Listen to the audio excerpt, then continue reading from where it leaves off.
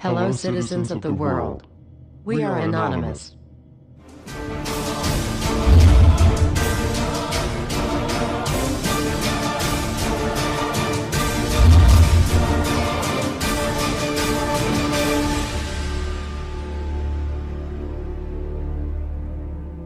Dear brothers and sisters, now is the time to open your eyes.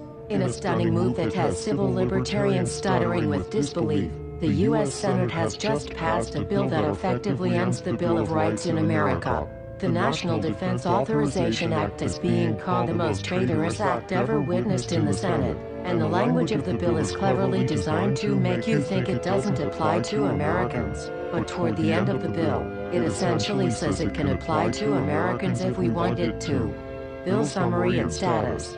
112th Congress, 2011 to 2012, S. 1867. Latest title, National Defense Authorization Act 4. This bill, passed late last night in a 93-7 vote, declares the entire USA to be a battleground upon which U.S. military forces can operate with impunity, overriding posse comitatus and granting the military the unchecked power to arrest, detain, interrogate and even assassinate U.S. citizens with impunity. Even Wired magazine was outraged at this bill, reporting, "Senate wants the military to lock you up without trial."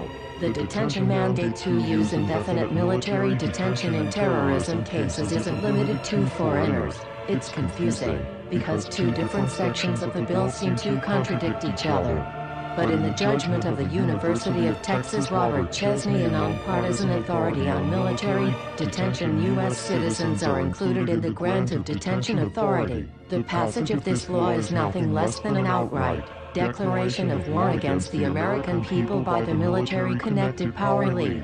If this is signed into law, it will shred the remaining tenets of the Bill of Rights and unleash upon America a total military dictatorship, complete with secret arrests, secret prisons, unlawful interrogations, indefinite detainment without ever being charged with a crime, the torture of Americans and even the legitimate assassination of U.S. citizens right here on American soil. If you have not yet woken up to the reality of the police state we've been warning you about, I hope you realize we are fast running out of time. Once this becomes law, you have no rights whatsoever in America, no due process, no First Amendment speech rights, no right to remain silent, nothing. The U.S. Senate does not want us to speak. I suspect even now orders are being shouted into telephones and men with guns will soon be on their way. Why? Because while the truncheon may be used in lieu of conversation, words will always retain their power. Words offer the means to meaning, and for those who will listen, the enunciation of truth. And the truth is, there is something terribly wrong with this country, isn't there? Cruelty and injustice, intolerance and oppression, and where once you had the freedom to object, to think and speak as you saw fit, you now have censors and systems of surveillance coercing your conformity and soliciting your submission. How did this happen? Who's to blame? Well, certainly there are those who are more responsible than others, and they will be held accountable. But again, truth be told, if you're looking for the guilty, you need only look into a mirror. I know why you did it. I know you were afraid. Who wouldn't be?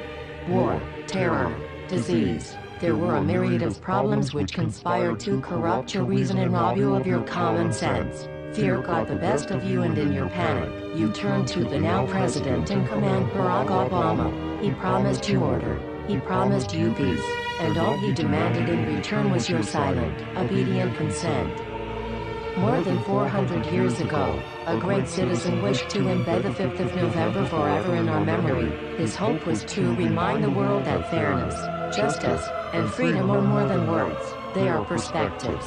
So if you've seen nothing, if the crimes of this government remain unknown to you, then I would suggest that you allow the 5th of November to pass unmarked. But if you see what I see, if you feel as I feel, and if you would seek as I seek, then I ask you to stand beside one another, 1 year from November 5th, 2011, outside the gates of every courthouse of every city demanding our rights. Together we stand against the injustice of our own government. We are anonymous. We are legion. United as one. divided by 0.